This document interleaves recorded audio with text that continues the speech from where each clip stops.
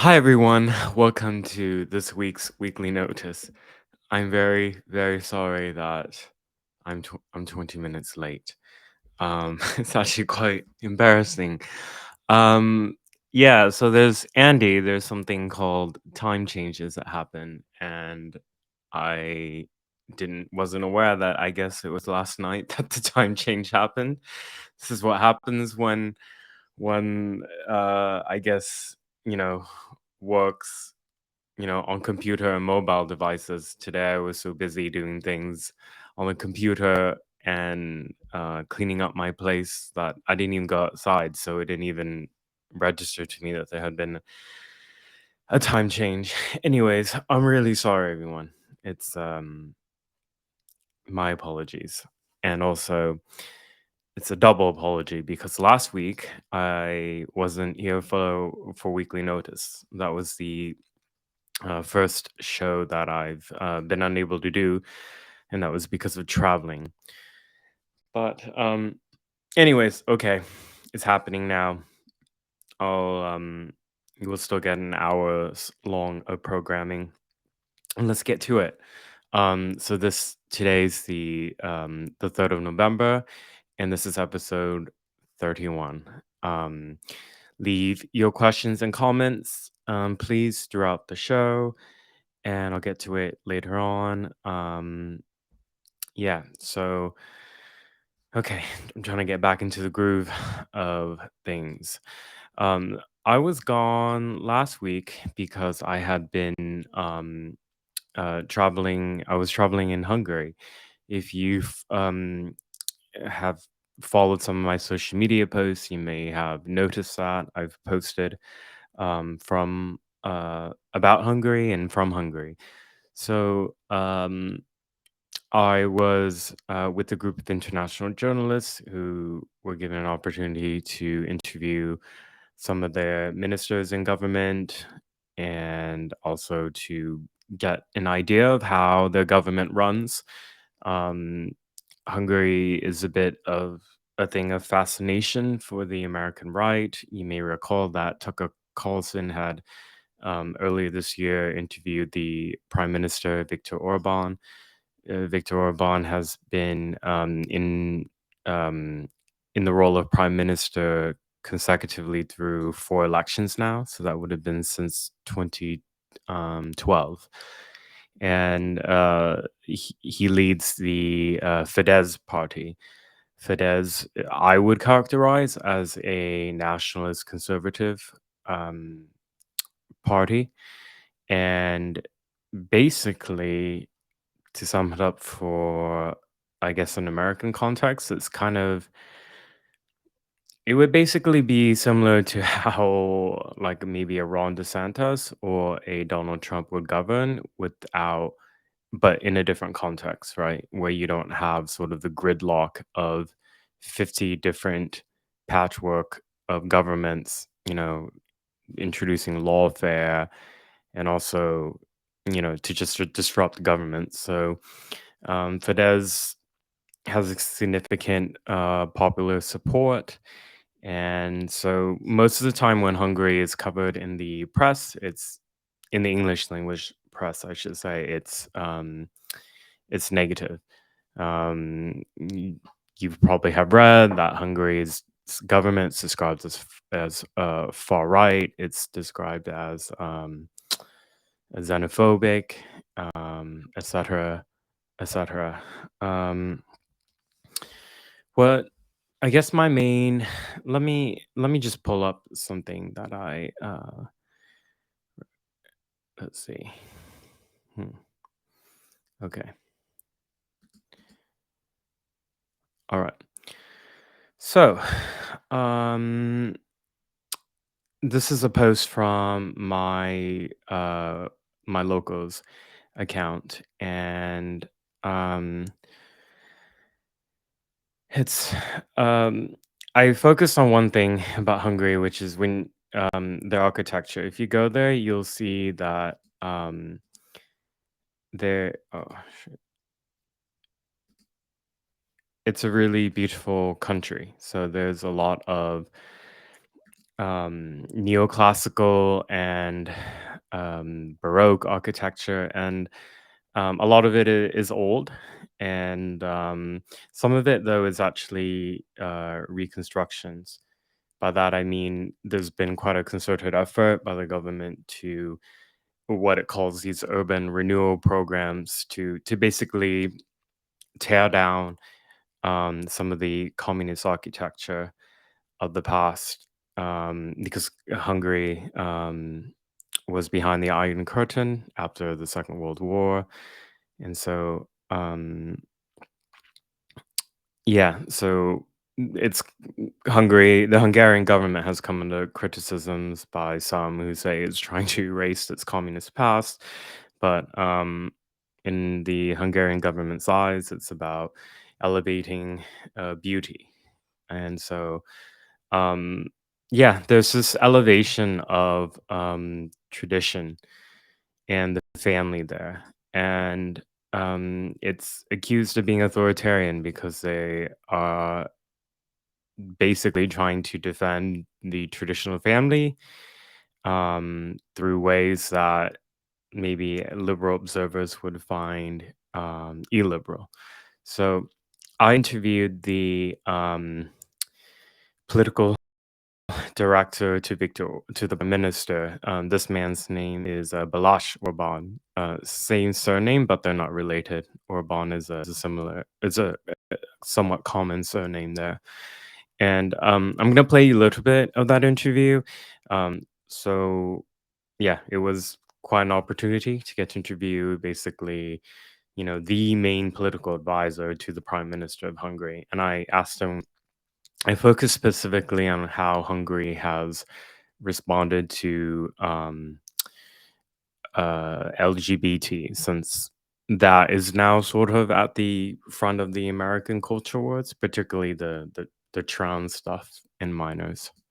Mr. Orban, thank you so much for your time.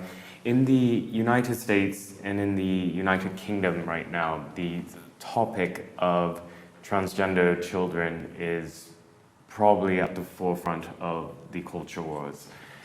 In the US, there's a lot of uproar among conservatives over the medical transitioning of children that is happening at many, if not most, medical institutions. That is also debated to a lesser degree in the UK. Does Hungary have any issues related to the phenomena of children transitioning? I'm just going to give you some data before you answer that. In the United States, research is showing that from a 5-year period, 2017 to 2022, the number of teens and young adults who are trans-identifying had doubled. In the United Kingdom, there is a 4,415% increase in young people seeking gender treatment since 2009. These are huge. I mean, this is a phenomenon. Is this happening in your country? Well, we realized just a couple of years ago that something similar is happening in Western Europe and in the United States. But until this moment, it's quite an unknown issue in Hungary. We don't have, for example, a word, Hungarian word for gender. So we use the same word as in the English language. That's how I think it shows that how culturally this whole issue is important. But then immediately we realized that this kind of LGBTQ propaganda is affecting our children. It can cause serious problems. And then we realized that the pressure on us to accept this new, very liberal type of regulations, it's growing. And the pressure, political pressure coming from international organizations and mainly in the European issue from Brussels.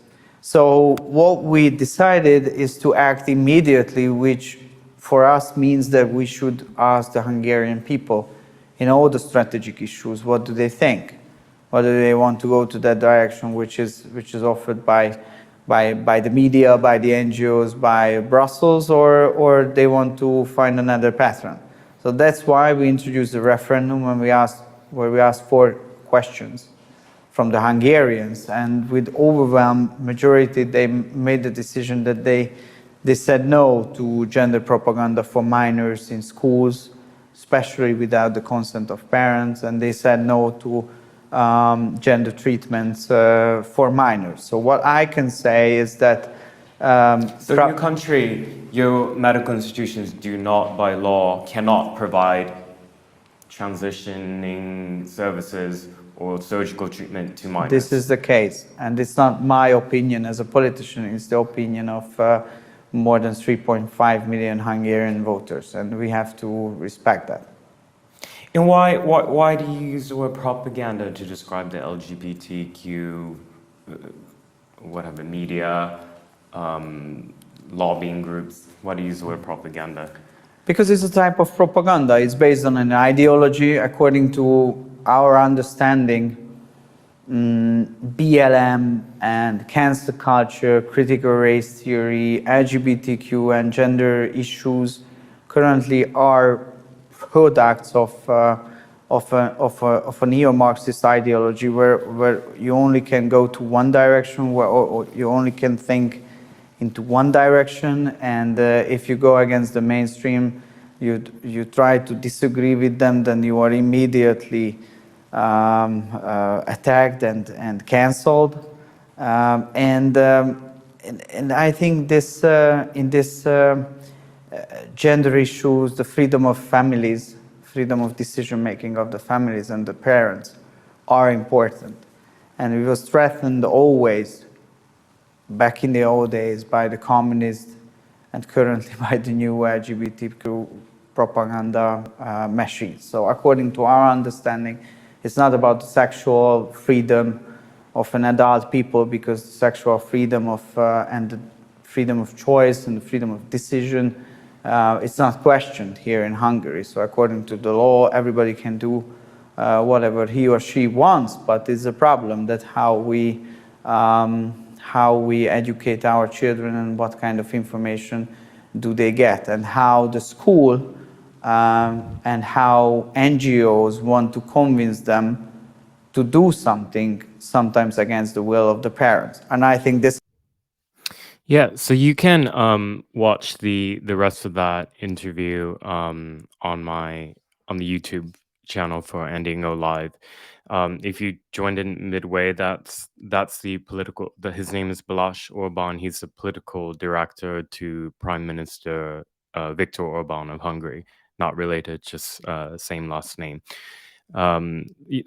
What he was saying basically is, well, Hungary chose to throw basically the baby out with the bathwater. They view, they think that the slippery slope argument of the LGBT rights groups, he thinks that the slippery slope argument applies in that if you allow any of this, which he calls sexual propaganda, LGBT propaganda, that it leads to, well, what he points to is children transitioning and the medical institutions doing that transitioning of children. So I don't know if you caught, but in Hungary, it's actually illegal for minors to be medically transitioned. Therapists cannot encourage that either. And when they did the referendum, they had basically 90% of the population saying that they don't want any of this directed at minors. So then they passed a law, what they said was banning LGBT propaganda. So it cannot, none of that stuff can be taught in schools. So, they really have a don't say gay bill and don't say trans bill. And, for me as a gay person who's openly gay, I mean, my personal views on this is not really relevant for when I'm doing the, interviewing these people in government. So I didn't choose to interject. I do think, though, that, maybe if you had asked me like 5 years ago, would you, what do you think about basically what he's feeling and thinking here, I would have said it's, absolutely authoritarian, it's wrong, it's anti-human rights. By the way, the EU is taking Hungary to court to basically force it legally to overturn this so-called LGBT propaganda ban. The EU says that this violates the human rights, and EU is a member state, and Hungary is a EU member state, and so the EU butts heads with Hungary a lot. Another prominent thing they disagreed heavily over was over the migrant crisis back in 2015, when tens of thousands of mainly Muslim migrants illegally crossed into Hungary to try to get to Germany and Sweden and Austria. Um, Hungary and Poland infamously refused to resettle any of them. I did talk to some people there. Some said stuff off the record, but basically, they look at the horrible integration issues that Western Europe has regarding its Muslim population, and for them, they are Hungarians are very protective of their culture. They also harken back a lot to their history with more than a century of occupation by Muslim Ottoman Empire, occupation also and control from the Soviet Union, and so they really want to protect their culture from outside influence. So I think that also shapes kind of their philosophy with their domestic politics and also their foreign policy in a way too. Hungary is very criticized right now for not being explicitly anti-Russia compared to like the US and the rest of the EU, for example. Hungary, from my understanding, in speaking with some of their ministers, takes a realpolitik approach to this, which is that their energy source comes from Russia and that they have an obligation to make sure that their citizens are not burdened by really high prices. Hungary is a landlocked country as well, so it's not easy for energy to be shipped on tanks, and ships, I mean, to Hungary. So, yeah, they've been very tepid in their criticisms of Russia. So, um, yeah, I wonder what you all think. I look forward to reading your questions and comments here. Um, yeah, Hungary, like most of the world, does not have a First Amendment, so it can actually ban things like what they say is sexual propaganda, LGBT propaganda, whereas something like that in the US would face a lot of legal hurdles. Um, yeah, but generally, to sum up, they look at what's happening in America, in Canada, in the UK, and they think that we are effing crazy. Okay. Um, I'm gonna play a little clip of when I was in Hungary. I was invited to speak at a educational institute called the MCC. It stands for Matthias Corvinus Collegium. I'm just play you a clip of that interview of that speech that I gave. Let's see. Okay. So how it's okay. Portland, Oregon. It's a city in the northwest of the United States.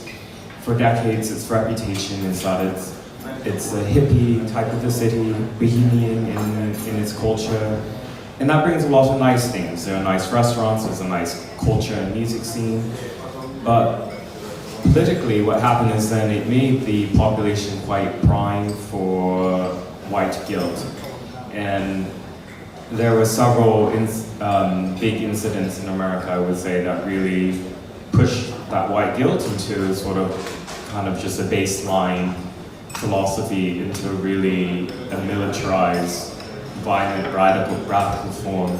So there was first the death of a black man named Michael Brown in Ferguson, Missouri in 2015, which was really the spark of the Black Lives Matter movement in America.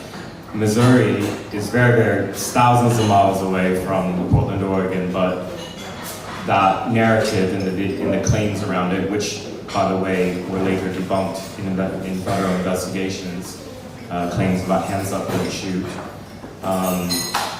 that helped radicalize Portland. Yeah, so my point was there is that like people often ask me why is Portland the way it is? Why were the riots so bad there in 2020? Why is Antifa so active there? And why do the people and the local elected officials tolerate this violence and this craziness so much?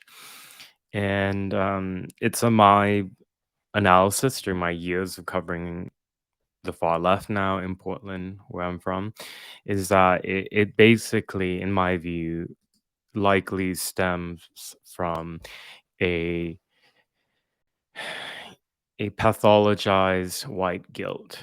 It's this Portland is a white majority city, and white guilt is really built into the politics of the city. And we've had since 2015 race hoaxers, race hustlers, and race grifters go in to try to capitalize off of that white guilt. And so BLM was very good at that, in various narratives that were and lies spread by the media turned that underlying white guilt that was there in the city into a weaponized form.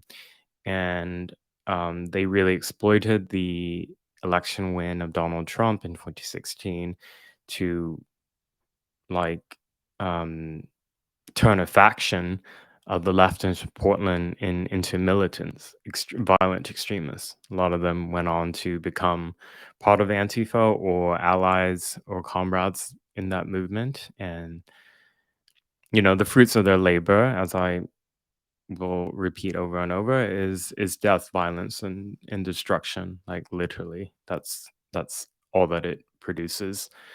And well, the midterms are coming up and things are heating up across the US. They're heating up particularly in Oregon and Portland.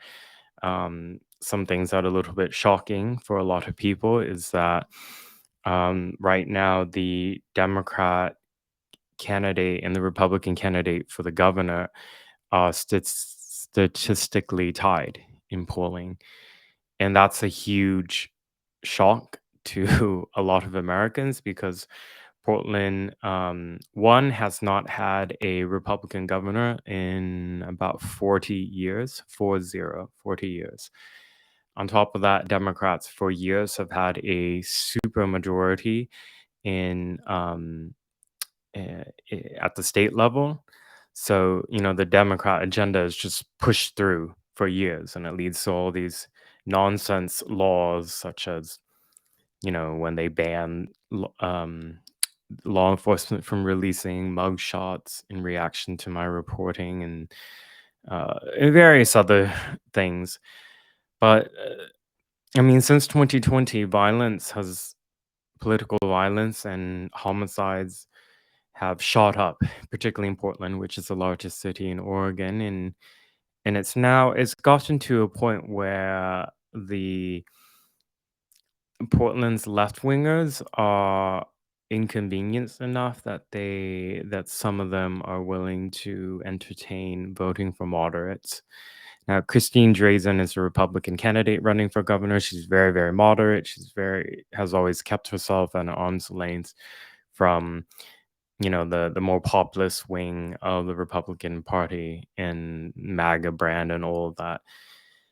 And her candidate, Tina Kotek, who was a lawmaker and very high up in state politics for Democrats for years and years. All she's running on right now, or for weeks now, is to try to cast her Republican opponent as some right-wing extremist who's just another Donald Trump type person who would turn Oregon into a far-right place. It's absolutely ridiculous. It's desperate. Tina Kotek did write a letter in 2020 expressing support for the far-left Antifa rioters. She seems to try to hide that now. Her top staffer was arrested at a really violent riot in Portland in 2020 when firebombs were thrown. This was outside the police union hall in North Portland. And so it's Tina Kotek, the Democrat candidate, who has links and ties to violent extremism, at least in who she has explicitly supported in the past and who she employed in her office. Her campaign is not doing very well at all. This is Oregon. It's supposed to be super easy win, like anything with the D on it, people just vote for. But this time it's a little bit different. And Joe Biden a couple weeks ago went to Portland to help campaign for Tina Kotek because her campaign is pretty desperate.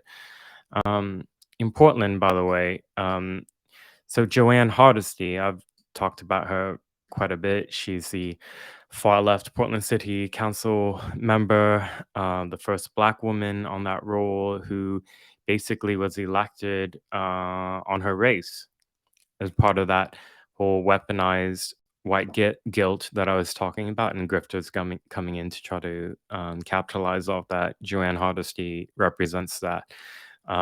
She's a woman with a questionable military record. You may recall a couple weeks ago, I played a video clip of a person at City Council, citizen, who said that he received the public records requests of her military service and that she had allegedly committed stolen valor, lied about very important details, and also apparently lied about her education, claimed that she completed community college when she apparently did not. Her campaign has been in a free fall. Polling shows that her moderate Democrat opponent, Rene Gonzalez, a Latino man, is polling more than 20 percentage points ahead of her. That's pretty embarrassing for Joanne Hardesty. And in her desperation, her campaign is trying to cast Rene Gonzalez as some type of white supremacist and other horrible, vicious lies. I'm gonna, and it's no surprise that Antifa and the far left have been very vocal in the support of Joanne, because Joanne is the most anti-police city council member. She led the successful effort to not just defund the Portland police, but also to delegitimize them. And she also spread conspiracy theories that were debunked, such as the lie that the arson attacks during the riots in 2020 were started by Portland police officers. She did have to walk that back once she was asked for evidence by the police chief. Yeah, so Rene Gonzalez, his office has come under attack a lot, by the way, by well, it usually it happens whenever Joanne starts accusing Rene Gonzalez of being tied to right-wing extremists, which is a really vicious lie. And she knows that in Portland, that's a dog whistle for Antifa to carry out violence. So yeah, his office in downtown has been repeatedly vandalized. This is Joanne Hardesty, by the way. You might remember her face. She Yeah, so this was a flyer that Antifa put out the night that his Rene Gonzalez's offices were attacked. So it was likely tied to this Antifa direct action. So, I've tried to bring it to Elon Musk's attention that Antifa organized their criminal acts openly on Twitter, by the way. And, if Parler was blamed for the 6th of January, then Twitter is to blame for the deadly 2020 riots, in my opinion. What's also been really quite bizarre is that the official campaign for Joanne Hardesty has taken to call for Rene Gonzalez to denounce me. This is from their official Twitter account. Will Renee denounces attacks on Joanne from his supporter, right-wing extremist Andy Ngo? Why is Renee the darling of the far right? This is really bizarre. I've actually, I haven't officially endorsed Renee Gonzalez. I've never endorsed any politicians ever. Actually, it's not my role to do that as a journalist. Um, that would be wading into activism. I don't do that. What I have been doing is have been reporting on Joanne, and she views that as quote unquote attacks when it's more so detailing her record in office and her own statements. Um, and her campaign has done it several times, asking for Renee Gonzalez to denounce me. Here's another one, this weird thing that they put out. We are once again calling on our opponents to disavow his support from right-wing extremists like Andy Ngo.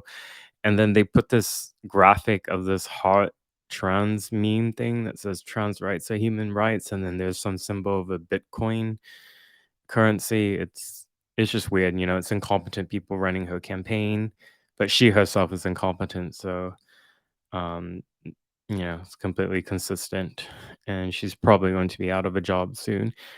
But not that that really matters to her. She did take out lots of money on credit card debt that she refused to pay, and earlier this year she ignored the court summons, and so there was a default judgment against her in Multnomah County. Lot of money that she never paid back, and she's paid very, very well as a Portland City Council member, by the way. Yeah, and this is one of her campaign's most recent tweets. Quite disgusting. This election will determine if Portland moves towards a more humane, anti-racist future, or if we slide back into Oregon's white supremacist and classist history. Talk to your neighbors, organize your community. Every single vote matters. And Rene Gonzalez hit back. He said, "Be better, Joanne. I'm the proud son of a Mexican migrant worker, married to a Latino woman, raising 3 biracial children. This election is about restoring livability and safety for all races." So, yep, very desperate from Joanne, consistent with the race hustling that she's done for years. That's how she got into, that's how she was elected 4 years ago, and she's trying that tactic now. But it appears to not be working in Portland. Yeah. Yeah, so with the midterms coming up, Antifa have also been upping their violent rhetoric, by the way. The John Brown, I'm going to talk about the John Brown Gun Club. Let's see.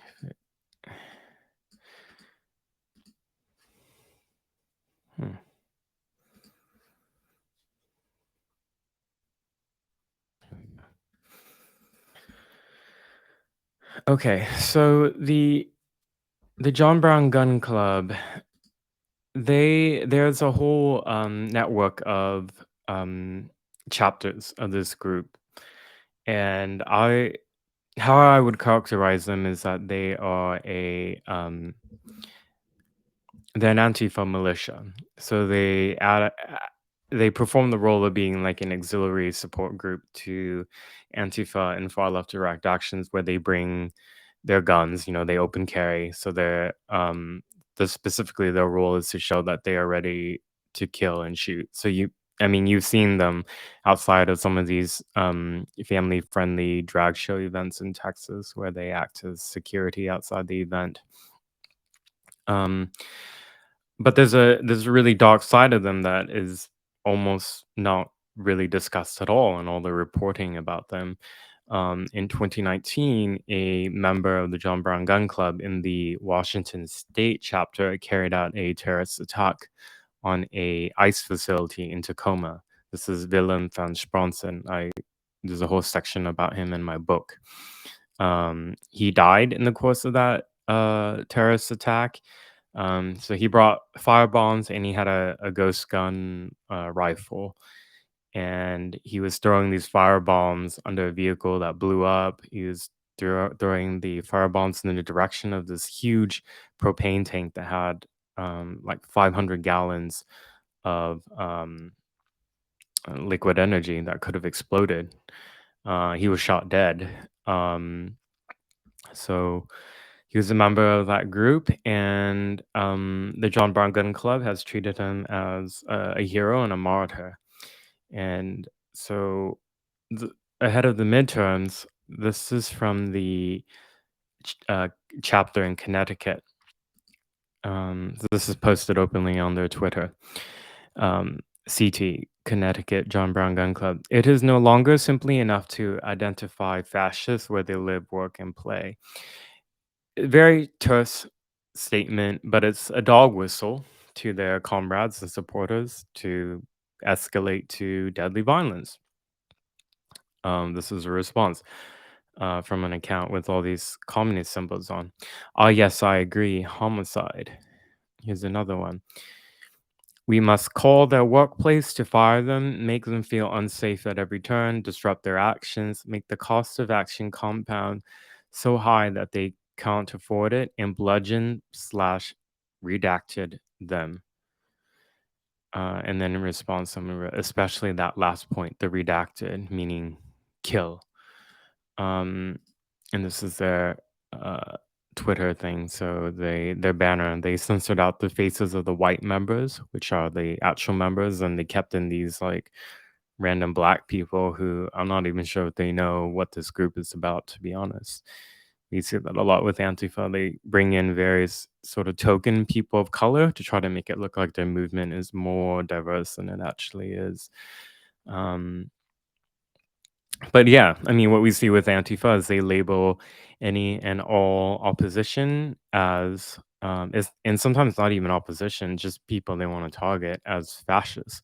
And then that is seen as a green light for people to carry out um, violence against them. Um, Here's another violent extremist in Portland who's escalating his violent rhetoric. So, Robert Evans, I also write about him in my book. He's a disgraced journalist who was a staff writer for Bellingcat. Um, the circumstances of him leaving that news publication, I don't know. I did email Bellingcat. They didn't answer my inquiries. He's contributed to Rolling Stone and some other places. I don't know if he still lives in Portland, but he was in 2020. He was at the riots where I witnessed myself that he was embraced by the Antifa, unsurprisingly. So, what he wrote here: the right wing will happily use violence to stop you from having a voice. The police will never ever act in a concerted fashion to stop them. The only language they understand is force. The only way to avoid mass violence is to make it clear that we will fight back. So this is another variation of Marcuse's repressive tolerance, which is that the right must be silenced by any means necessary. So what Robert Evans is saying here is that we have to use violence, force against the right because, quote, that's the only language they understand. And it doesn't make us the bad guys because it's we have to use violence against the right to stop mass violence. That's the excuse they use. That's the excuse they use when they preemptively attack people, try to kill people, try to kill me. I can speak from experience. They said that it was self-defense, for example, to try to kill me because they said my reporting was an attack on them. And of course, his followers get the dog whistle. And here's an account from a Portland Antifa account that I've have followed before in my reporting. Are you suggesting a coordinated milkshake campaign against a certain fascist grifter propagandist? If so, I'm in.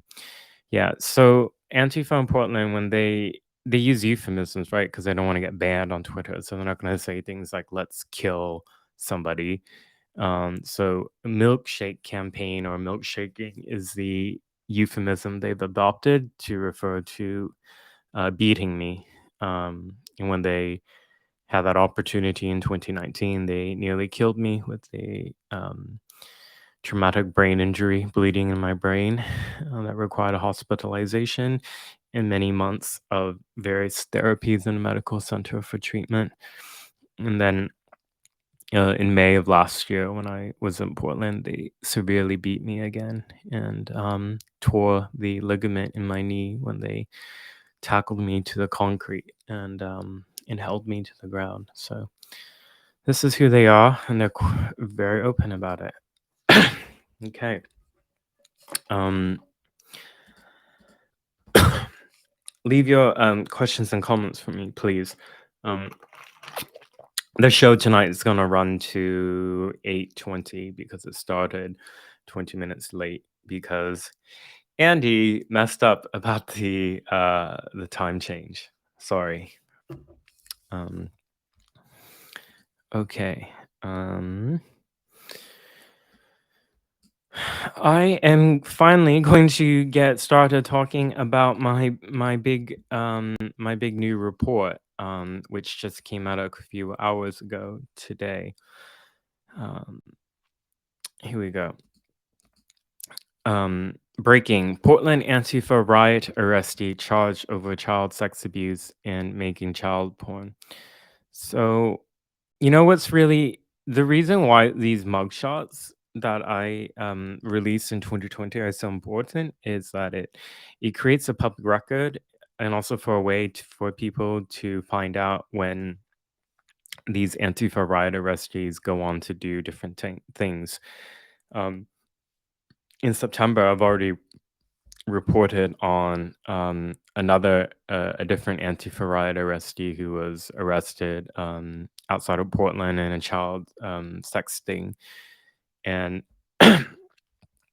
with the name and the pictures that I had from his multiple arrests before, I was able to make the connection very quick that it was the same person. So unfortunately, that's going to be made.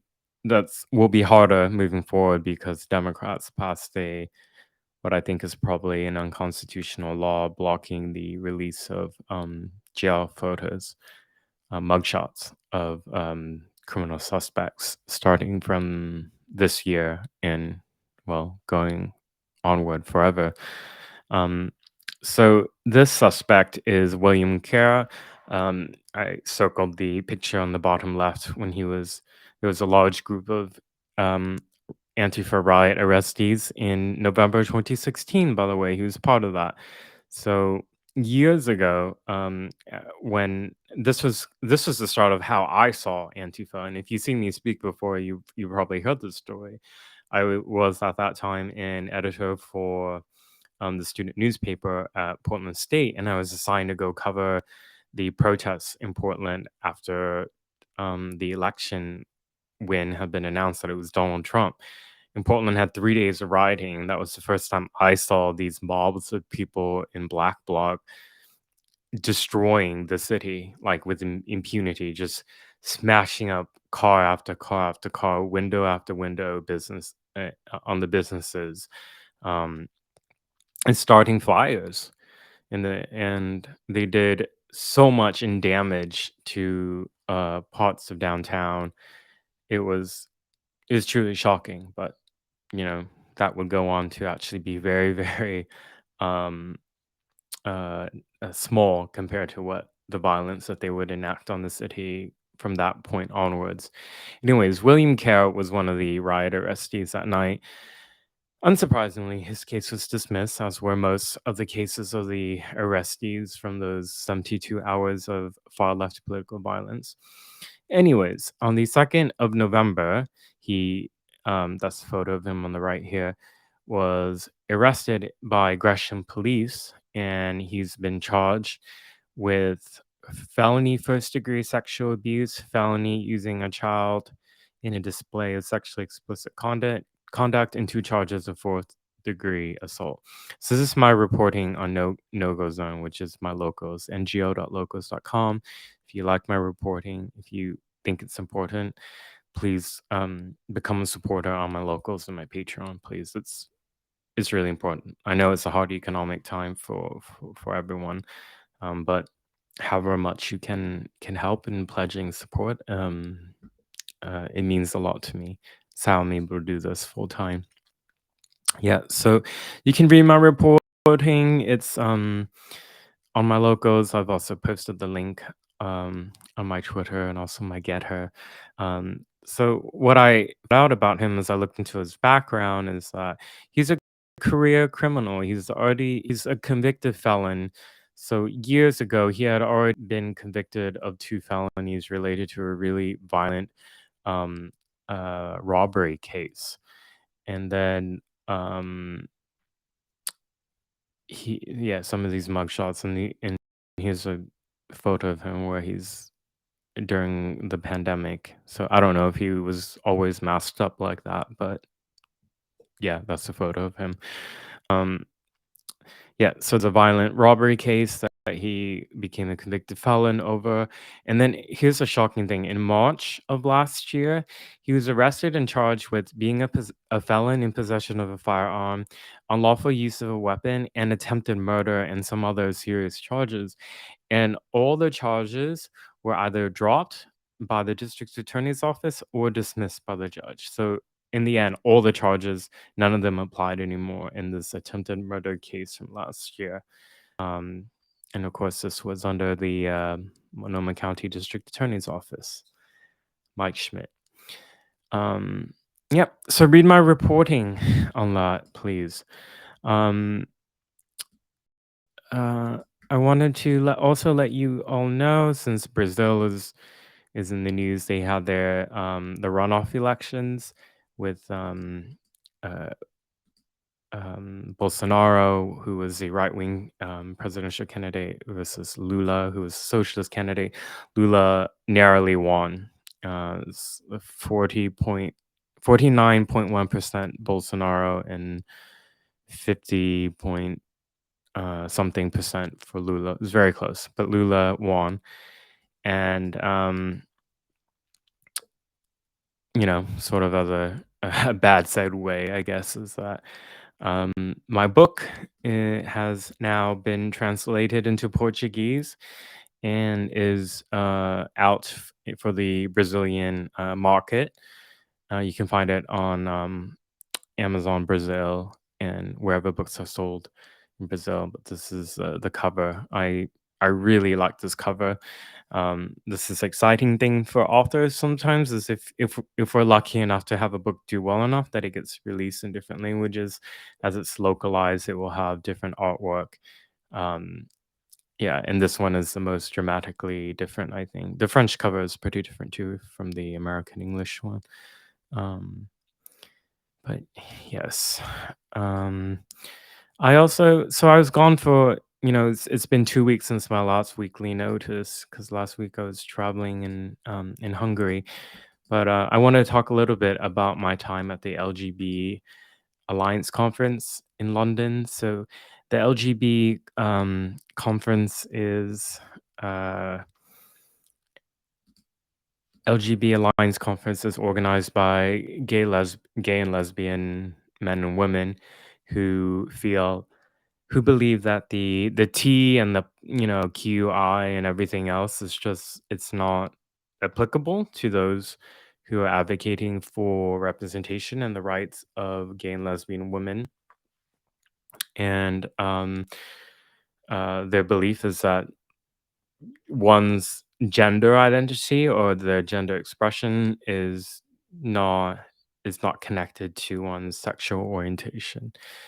And so and as we've seen, the trans ideology is really kind of its own thing and its own force in a way that's very militant and very extreme, particularly in the US and the UK. It really bulldozes over women's rights and also the voices of gay and lesbian dissidents from within. So I went to the conference in London. It's the second one. I went as press, so I got to do some interviews. I spoke with a young Scottish woman named Sinead Watson. She was one of the speakers last year, and this year she was an attendee, and I got a few minutes with her, and I wanted to play a highlight from that interview. So Sinead Watson is somebody who it's a biological woman who has spent a number of years identifying as a male and living as a man and went through medical transition, and she has a very traumatic experience leaving that behind, because the changes to her body are permanent, and she's such a brave woman. Like, the courage that it takes for people who are detransitioners to speak out is, you have to have a lot, because you face such horrific bullying from um, trans militants and their supporters online, and they have a lot of really big influencers, across the TikTok, people like Kafals and others who make it a thing to mob anybody who dares to speak out. But here's part of my interview that you can watch, with this is Sinead Watson. What were you feeling in the years leading up to that decision, that you could not live your life as a woman you are? I was very bitter, I was very resentful, I didn't like being a woman, I didn't like being perceived as a woman, I absolutely despised my body, and I was under the impression that if I were to, quote, become a man, that the problems and the self-hatred that I felt would disappear. And did it? I think I convinced myself for a couple of years that it did. Because I was a female taking testosterone, I got a lot more energy. I felt that I could do more, I was more motivated. So I did feel, if we were having this conversation in 2015, I would tell you that transition saved my life, because I believed that. But you can only pretend for so long, and all the problems that I was running from with transition were still there. And so even with cross-sex hormones, even with the surgery, I was still very, very much struggling with self-hatred, and I'm afraid that cutting your breasts off doesn't remove that. So, as I'm speaking with you, I can hear that your voice has changed, or you have a deep voice. I don't know what you sounded like before. Can you outline the ways that you've been permanently physically changed? So with cross-sex hormones, some of the permanent changes would be, like you mentioned, my voice. I've developed an Adam's apple, my vocal cords have thickened. I suffered some head hair loss, lots of body hair growth. Taking the testosterone for as long as I did, which was just over 4.5 years, has led to bladder problems. And obviously the surgery is irreversible, so I'm almost completely numb on my chest area. You had your breasts removed? Yeah, I got a double mastectomy when I was 26.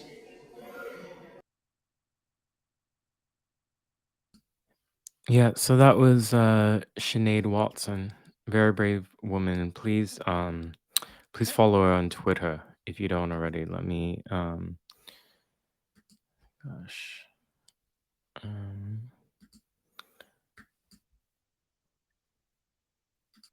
Sorry, her Twitter handle is at Watson91.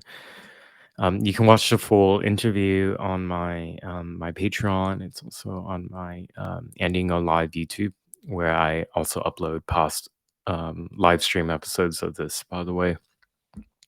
So that was preview clip. I also interviewed a young man named Richie Heron, and play another clip, because you don't often hear the stories of biological male detransitioners. And I think, from what I understand of the medical literature and research on transsexualism, is that primarily, up until rather recently, it was mostly a phenomenon of male to female identifying people, gay men who then who are effeminate and girly, and at some point um want to express themselves in a female identity and to look like a woman. The phenomenon we see now is young girls and young women being affected by the social contagion of identifying as male. And I highly recommend you watch Sinead Watson's interview where she details what she went through. But I also interviewed a male detransitioner named Richie Herron. So I'm going to play you a preview of that. His story is really important. He says that the surgical transition he did is the biggest mistake of his life, and that's probably an understatement. That blocked, because I believed in my heart that testosterone was poisoning me. Not that it was a natural part of my body or a part of my natural processes. I literally believed it was poison, and that was a part of the obsession. And the blocker stops that coming through. So I went on the blocker originally in April 2014, and then when it came down to the surgery stuff, which I kept saying no to, they were like, well, you've got severe atrophy, which is where you get shrinkage in your genital area because of the hormones. You've got no sexual function. Can you talk more about that? What happens when one takes the hormones? And you can be detailed and graphic if you want. So, for a start, when you take the estrogen, for a male, what it generally does is it generally softens the tissue, and in doing so, it limits the ability to get erections. So a lot of trans women have extensive erectile dysfunction, and then after that you have the atrophy, which is the shrinkage of the penis itself. So the skin doesn't change, but the actual shaft bit does shrink, and with that, you get other side effects with a lot of sexual dysfunction, urinary issues because everything's smaller, and this is all kind of weighed up against me as to this is why you should transition, because you're going through all this anyway, and if you don't, as in get bottom surgery. Yeah. So it was kind of sold to us like, well, you've kind of already got like atrophied genitals anyway, and you're already living full time as a woman anyway, and it was like, why not? And then they just convinced us to the point where I was like, okay, I guess that's me, because as one of the psychiatrists put it, I was an ideal candidate for gender reassignment surgery, whatever the fuck that means. So the surgery that I had is irreversible. You may have heard... In the surgery you had, I had a penile inversion with scrotal graft, which is where they remove the testicles, they invert the penis, and they drill a hole in your pelvis to mimic a vagina. But so it is, it's mimicry, it's not an actual vagina, it's an inverted penis, and that has a lot of problems itself.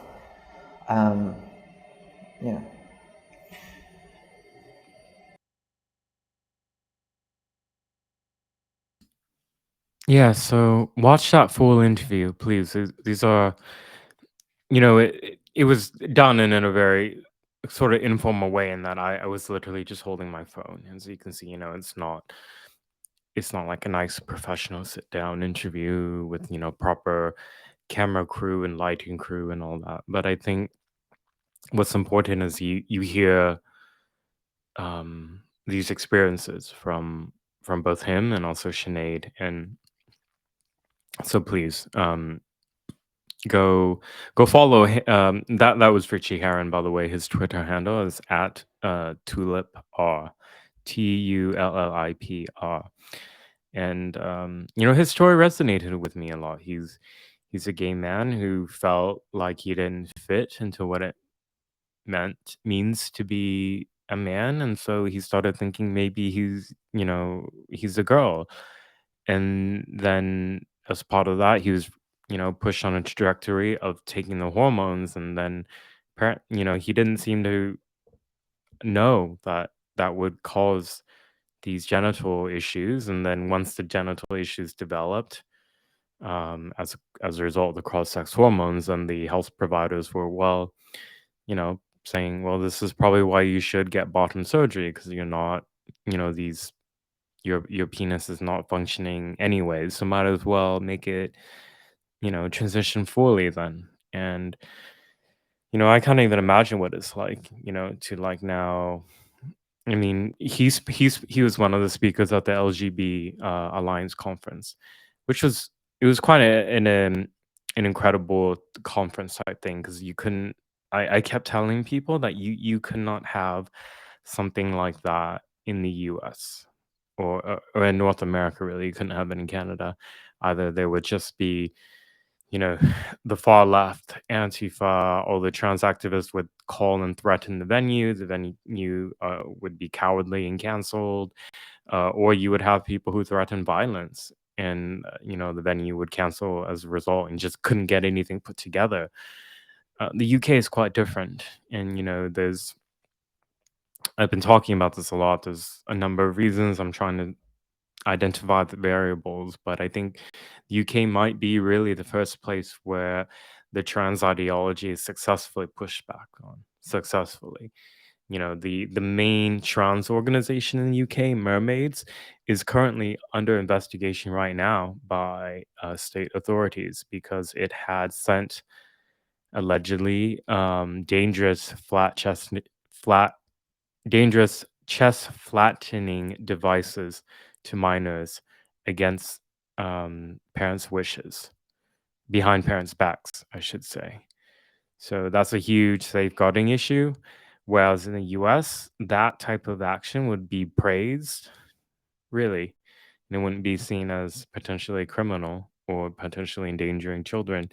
The that church in Texas that recently had the family friendly drag queen event in Katy, they were raising money for their trans wardrobe charity thing, which provides these chest flattening devices, which can cause quite a lot of complications to the girls and young women who use it. You're physically using force to push down healthy breast tissue to the point where you can cause damage to the tissue as well as damage to your back.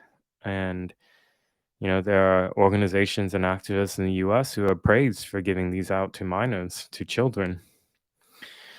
Anyways, watch my interviews with Richie and Sinead. Okay. Questions and comments. Okay. Give me just a moment. You can still send them in. There's still a little bit of time left. J. Austin Graham. Antifa always claim there's no evidence of a brain hemorrhage. Where can I find that to show them? Yeah, so one of the really vicious and disgusting things that Antifa did after they nearly killed me was then to deny that they had injured me in the way they did. So it was shocking. It's kind of like going to a rape victim and saying, "What's the evidence you were raped?" Something like that. I was in the hospital, and so the BuzzFeed reporter asked me for evidence, and I was just like, You were there that day. You were in the emergency room, and you're asking me to give you the evidence of this? Okay, sure. Like, I have nothing to hide, so I provided him my medical diagnosis. So you can look at if you Google like BuzzFeed Andy Ngo, you can read it. There was an essay written by the surname was Bernstein, and he probably to his annoyance, had to acknowledge that I presented the medical diagnosis, and it indeed did show subarachnoid hemorrhage, which is the brain bleed. And Antifa always ignore that, by the way. And they also actually deny that the punches to my head and my face, and say they only talk about the milkshaking, which is really disgusting because I've also seen a number of mainstream people talk about how mock me for what they say is a milkshaking when it was an attempted killing of me, actually. Cunning 68 asks, won't taking these drugs cause cancer? Probably referring to the hormone replacement therapy or puberty blockers. So, I don't have a medical background, so I can't speak of this as even, with any expertise as like a layman. However, from my interviews with those who have studied this, what I understand about puberty blockers is that it's when it's used for the purpose of blocking the natural puberty process of youth in children is that that's an off-label use of the drugs, and that there, because it's a very recent usage in that way, there are not long-term studies on the effects that it can have on human development. Um, and then regarding cancer, with the hormone replacement therapy, well, I I don't know the literature on that, so I'm not even going to, try to speculate on something I don't know. We This is not necessarily related to cancer, but we have seen um, the videos of some of the detransitioners, or not even detransitioners. Some of them are still trans, but are talking about how their experience on cross-sex hormones. Like, there's a young, she's detransitioning now, named Casey, was female to male. You may have seen the video, the young woman with the glasses who's experienced a lot of male pattern balding. I think she's only 21, and she talked about how she went on cross hormones starting at the age of like 15 or 16, and she recorded this very raw video about, this is what she looks like now, and she's having to shave her head because she's lost so much hair. And then the response online by trans activists was to mock her and call her baldy. They posted their own pictures of how, some of their trans people, still have a lot of hair and they look good, and was really vicious in how they mocked her. Um, when this was somebody who started cross hormone treatment as a child. And, like, this is the thing with why those who are speaking out are talking about, like, why are children being given treatments that have like life altering permanent changes when they are likely not in a position where they can understand that. And that's completely fair in my opinion, and here's where I'm stepping out of the role of a journalist and more of somebody who's, commentating.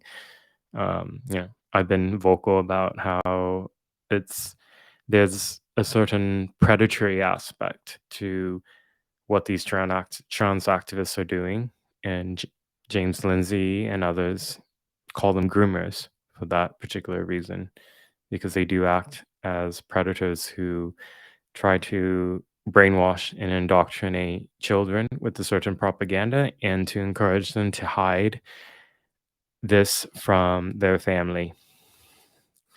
Okay. Austin Graham wrote, there's the stochastic terrorism they keep talking about. Finally found it, and that's referring to Robert Evans' tweet. So yeah, Antifa and the far left will accuse people like me and Chris Rufo and Matt Walsh of being stochastic terrorists. But that's their own tactic. Their own tactic is to constantly demonize specific people with the explicit dog whistle that one of their comrades will take out some type of direct action on our lives. And Antifa have already tried that on me. I've talked about that extensively. Okay. Branaha wrote, the clock's changing time threw me off. Yeah, there are some people who joined an hour late, wondering why this show is already midway through. Actually, this show started late today because I messed up on the timing. So my apologies to those who were, here at the top of the hour at 7 p.m. and had to wait 20 minutes before the show came on. I'm really sorry. Okay, everyone. Thank you for joining this week's weekly notice. I'm going to once again talk about how you can support my journalism. So if you go on my Linktree, which is just linktree/AndyNGO, you can see all the places that you can support me. And there's even a donate section directly on here. Where you can donate through like PayPal, Cash App, or Venmo.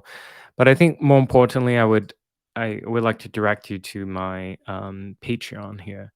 So you can see there are different tiers where you can support me. and it can be as little as like $5 or £5 a month, whatever currency that's your country.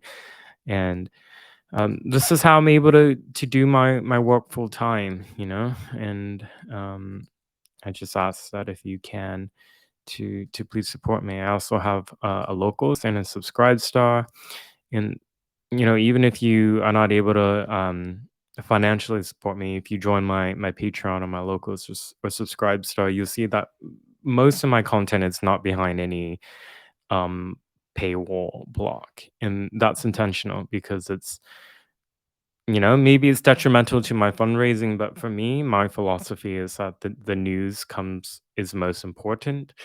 And, paywalls just block people's access to important news and information.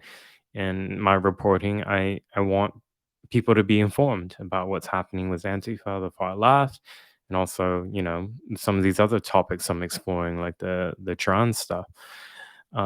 Yeah.